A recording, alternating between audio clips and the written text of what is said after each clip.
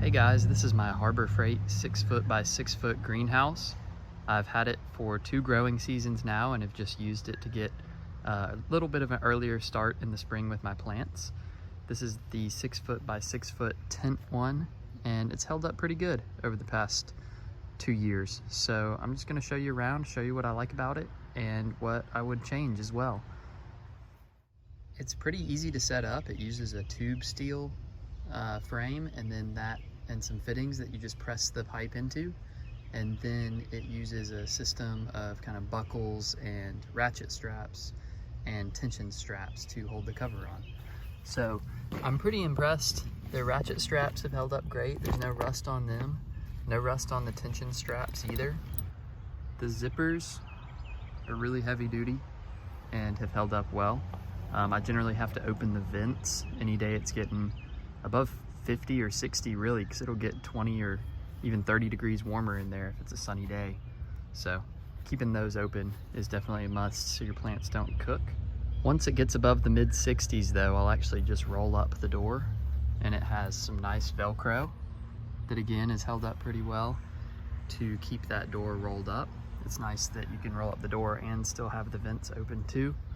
It makes a great spot to harden off plants because it is bright in there, but not direct sun that'll cook and burn the leaves of the plants. So it's a good place to harden off plants. So I'll leave it up a decent ways into the growing season for that reason. But let's go inside. All right. So I obviously grow a lot of peppers, and this greenhouse gives me a great head start with those because I can put them outside just a little bit earlier. Got a little crack key pepper experiment going here, and then just my other plants as well. You can see it's actually almost 80 degrees in here today, which is pretty crazy. It's been very bright out. And then down here, I actually just have some prickly pears that I've been propagating, and it's nice to have them in here because it keeps the rain off of them so they can have that dry environment to make new roots. So looking at the construction up here, you can see the tube steel and how it kind of slides together.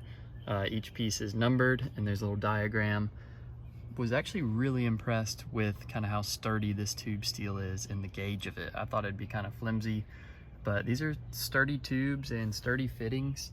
I haven't had any issues with rust on any of these welds or with any of the fittings, really anywhere in the greenhouse actually.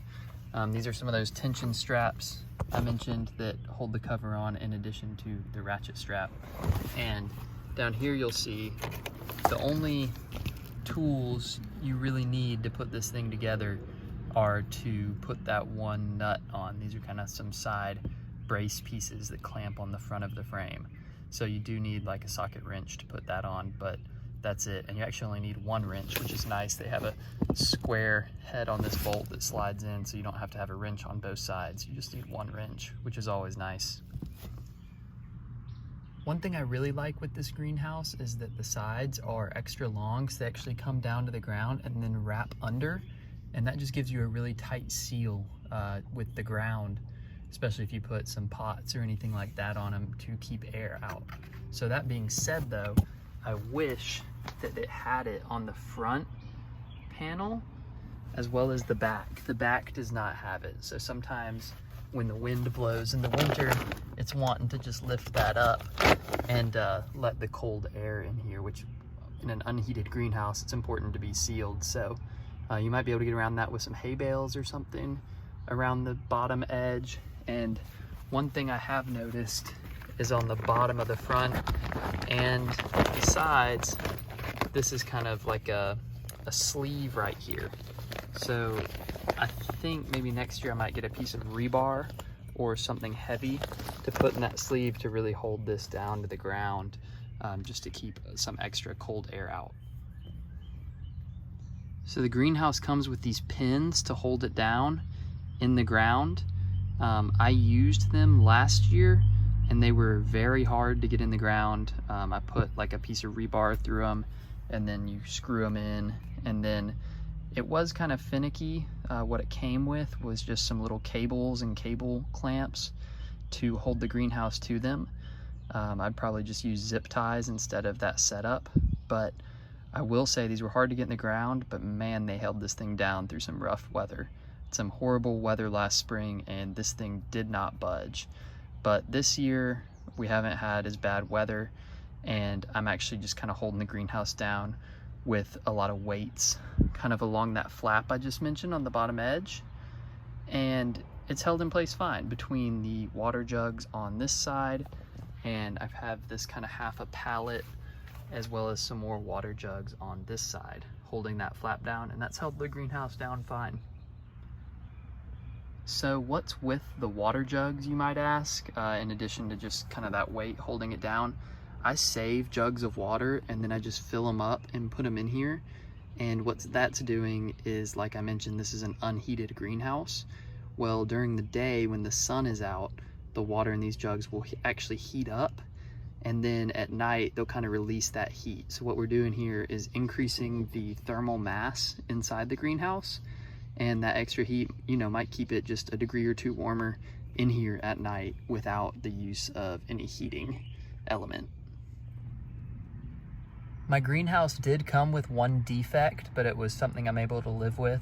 So you can see it has these grommets on the side, and that's for if you want to roll this flap up to give additional ventilation. It came with some nice bungees to do that with. I just haven't had to. With the door open provides me enough ventilation, and once it's hot enough that it wouldn't, my plants are normally in the ground. But you can see on this side how high above this post the grommet is. Now I'm going to go to the other side. Well, you can see on this side the grommet was actually into the sleeve for this steel member here. So it was extremely hard to push the steel tube through that sleeve. And I don't know, if this thing was another millimeter or two down, I would not have been able to, and it'd probably just be defective. So I don't know if that's just mine or if that was like a production problem on kind of a whole batch of these, but that was the one issue I had with this greenhouse from the factory. But like I said, I'm able to live with it. Overall, that's really it though. I would recommend this greenhouse. You can't really beat having a functional greenhouse for just over $100, maybe even less if you get one of those good Harbor Freight coupons. Thank you so much for watching though. Subscribe if you want to follow along with these plants. I think the next video I post is going to be about these Tabasco peppers in these little crack key salsa jars. So stay tuned for that, and then hoping to put out a lot more pepper content this summer as these ones get going. Thank you again for watching.